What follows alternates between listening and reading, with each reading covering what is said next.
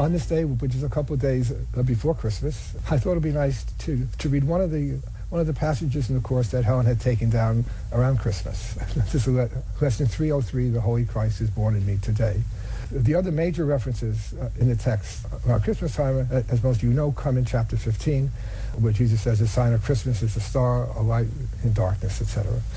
This particular lesson is a very, very beautiful one, and it was written at Christmas time. And it's a lovely way, I think, to end the year and to think of the true meaning of Christmas. Watch with me, angels, watch with me today. Let all God's holy thoughts surround me, and be still with me while heaven's Son is born.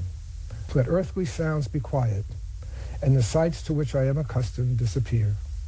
Let Christ be welcomed where he is at home, and let him hear the sounds he understands, and see but sights that show his Father's love.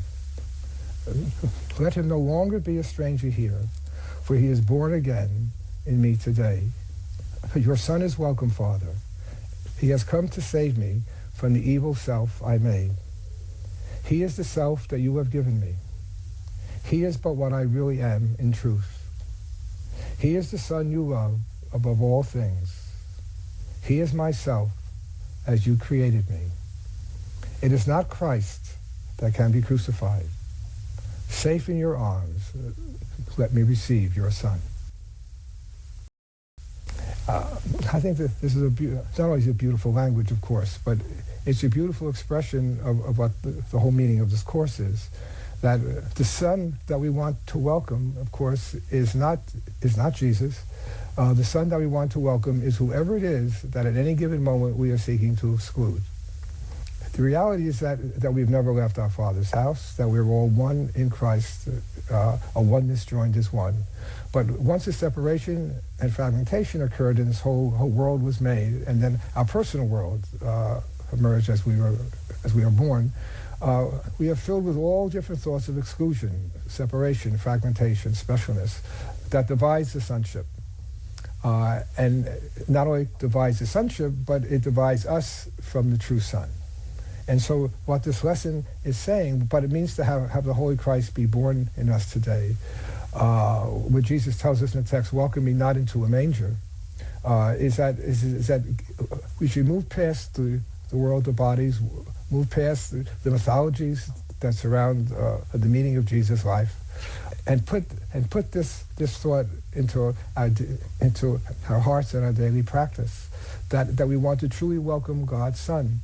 And so that whenever we are tempted to have an unkind thought about someone, think of this lesson. How could I say the Holy Christ is born in me today when I exclude part of that Christ? How could I say, safe in your arms, meaning God, safe in your arms, let me receive your Son, when I am casting some aspect of the sonship out of the kingdom? So each and every time we have an unkind, judgmental thought, a thought of specialness, someone whom we want to cannibalize to meet our needs, or someone that we want to exclude by virtue of our anger.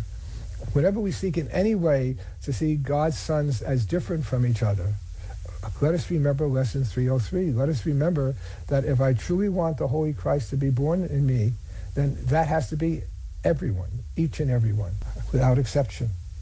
When we say to God, your Son is welcome, Father, that Son has to be everybody in our personal world. Our family, our friends, our colleagues, public figures whom we identify with, whom we like, whom we hate.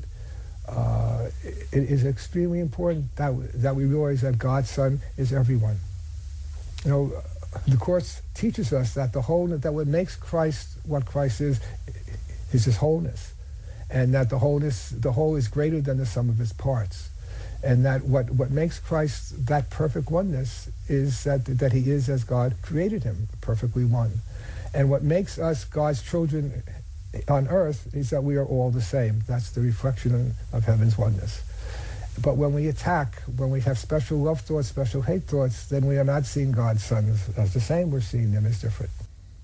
So let this Christmas be a time of remembering what it means to say the Holy Christ is born again in me today. When we think of all the various things that go on in terms of Jesus and the birth and the mythology surrounding that birth, let us move away from that to the true content.